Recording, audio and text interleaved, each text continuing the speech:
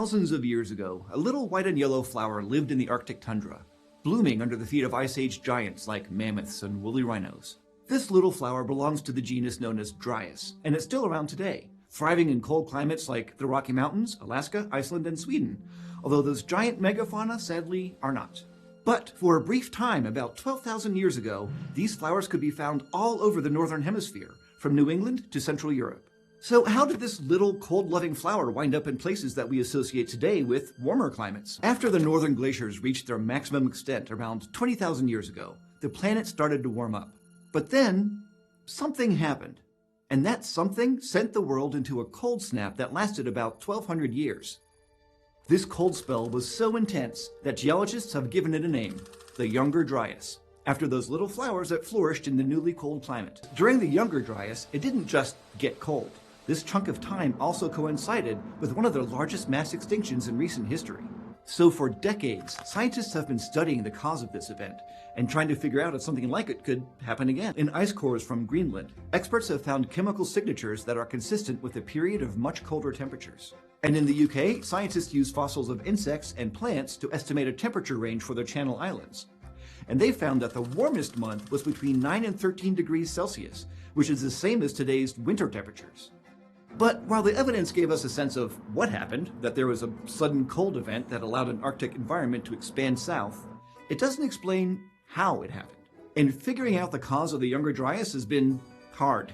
There are lots of different hypotheses, ranging from changes in ocean circulation to volcanic eruptions and meteorite impacts. One suspected culprit is the planet's flow of water between oceans. You can think of it like a conveyor belt. Oceanographers call it the Atlantic Meridional Overturning Circulation. This flow of ocean water starts near the equator, and when the warm water moves north, some of it evaporates, which makes it saltier. It also cools down as it moves toward the Arctic, releasing its heat around Western Europe. Both of these processes make the water more dense, and density is what's behind all of the movement of the conveyor belt. If this circulation pattern slowed down, the northern hemisphere would get a lot cooler. And that's actually the premise of the movie The Day After Tomorrow, if that helps you, where New York freezes over, albeit on a much shorter timescale. But what would make this system slow down? Well, some scientists think that the Younger Dryas happened because of a dam made of ice in Arctic Canada that held back a huge glacial lake suddenly collapsed. In this scenario, a lot of glacial water ended up in the North Atlantic Ocean, and because that water was fresh and not salty, it was less dense than the seawater. That density difference messed up the whole system because water sinking down to the deep Atlantic is a crucial step in the ocean conveyor belt. So when that part broke down, it made the circulation slow down or even stop completely. Then the warm water got stuck near the equator, so there was no heat transport to Europe. And experts have found evidence of that meltwater in the form of a specific isotope of oxygen in sediments north of Alaska, dating back 13,000 years, which is around the same time as the beginning of the Younger Dryas.